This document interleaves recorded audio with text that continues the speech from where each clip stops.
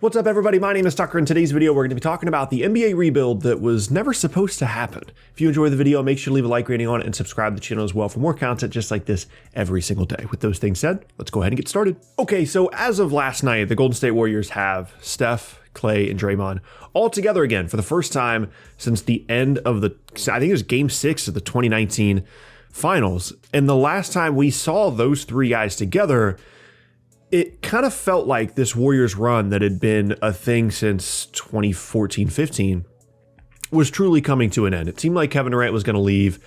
Even pre-Klay injury, without KD, it just didn't seem like the Warriors really had enough anymore. They didn't have the depth around Steph, Klay, and Draymond that really was one of the main things that propelled them towards being championship contenders for years, because they sacrificed that to get Kevin Durant. And I'm sure they'd do it again. But with Klay hurt, with KD potentially leaving, that seemed like the end of the road for Golden State. And that's a typical title window. It's longer for most teams than a typical title window where you're really in contention. You really have a legitimate chance to win the title for 4 to 5 years. And then kind of, as people say, the bill comes due. You have players that were successful under your system that allowed you to get in championship contention that then go elsewhere and they get paid a ton of money to go bring that to another team. Or your guys get older, players get hurt, or players are no longer in their prime.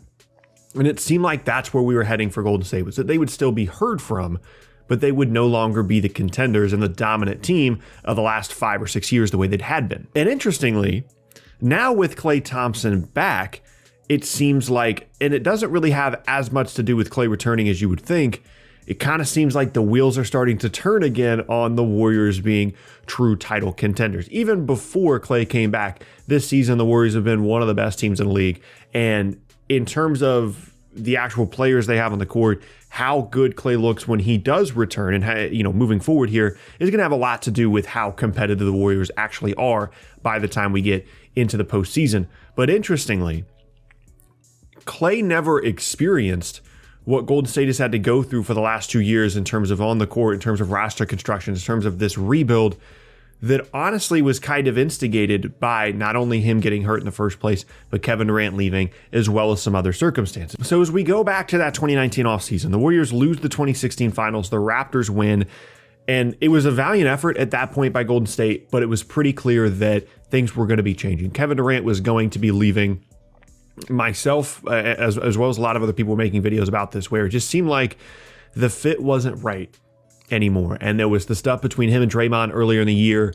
He felt like he wasn't getting enough credit for winning the titles that he did and playing as well as he did in the finals. He felt like he was going toe-to-toe with LeBron and outplaying him in the finals, yet nobody really gave him credit for the titles that he won in Golden State because of the circumstances in which he joined that team, because they were the team that knocked him out of the playoffs the year before he ended up going to the Warriors in that summer, because they were a 73-win team that he had just joined.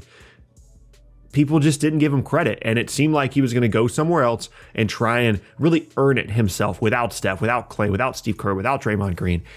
And at that point, with Klay hurt and with KD leaving, it seemed like we didn't really know what the direction was going to be for Golden State moving forward. They get D'Angelo Russell back in exchange for Kevin Durant, and they go into that year thinking, maybe we can at least, be still a top-tier playoff team. Maybe D'Lo can be the missing piece. He was an all-star the year before. Draymond should still be good. We still have some depth pieces. We still have Steph. We'll get back to, crazy MVP Steph where he's shooting, 10, 12 threes a game.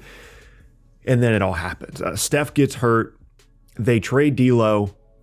And everything just kind of falls apart in the best possible way for Golden State, because it allows things to be very clear in terms of the plan. If Steph never gets hurt and D'Lo sticks around, they probably slog through that season. They fight out a playoff spot, and they're not nearly in as good of a position as they are right now as they would have been had either Klay continued to be healthy and they continue to run it back with that group, or they never made the D'Lo trade in the first place, trading away Kevin Durant or trading him to Minnesota, or if Steph never gets hurt. And that's what I mean by a rebuild that was never really supposed to happen. This isn't a situation that's common by any means. Really, the only historical parallel that I can think of is when the Spurs got Tim Duncan, and they had an awful season. They had guys get hurt. They get Tim Duncan, and then all of a sudden that's their path towards winning not only a title recently after drafting him, but multiple more on after that. And all of that was a direct result of injuries and, quite frankly, well-timed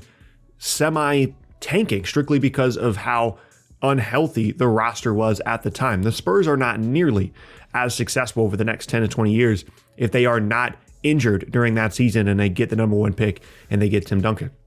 The Warriors are not nearly in as good of a position right now to continue to bridge the gap towards title contention for the next 4 to 5 years as they would have been if Steph and Klay had stayed healthy. Regardless of Kevin Durant leaving or not, they were still going to be a competitive team. And a large reason for why that's the case is just the way that NBA rebuilds work. It's built around getting as good of players as you can on rookie deals, and the best way to do that is to pick high in the draft. And the Warriors were never going to be bad enough to get high draft picks, certainly not the 2nd overall pick, the 8th overall pick. That was never going to happen for them if they were fully healthy. And so in a way, even though you don't want Steph to suffer injuries, you don't want Klay to suffer back-to-back injuries, you don't want Kevin Durant to get hurt and leave, it's almost worked out in a way that has created such a more advantageous situation for Golden State than had they never dealt with the 2 years that they dealt with without Klay and the 1 year without Steph. It's allowed them to develop guys like Juan Toscano-Anderson, Jordan Poole, guys that are critical to their roster now. It allowed things to be really clear in terms of what the path for them was moving forward and make the D'Angelo Russell trade where they get Andrew Wiggins and a pick back that ends up becoming Jonathan Kuminga, who I think is going to be really critical for them moving forward. And it gets them Andrew Wiggins, who has been fantastic for them. I mean, borderline all-star level this coming season for Andrew Wiggins. And a lot of that is due to, you don't ever want to say that injuries are fortunate, but the circumstance that led to the situation largely revolves around guys getting hurt. And the funny thing is, you know, there's been a lot of conversation over the last 10 to 15 years about team building in the NBA and going back to the process in Philadelphia and their mindset of let's be as bad as we can, let's get as many high draft picks as we can, and then we'll go forward from there. Those concepts are almost proven by what's happening in Golden State in terms of setting yourselves up well as a rebuild moving forward, because it's inarguable that the Warriors are in a better position right now as a result of a year to a year and a half of bad basketball than they would have been if they were just playing mediocre 42, 45 win basketball with Steph there and or with Klay there.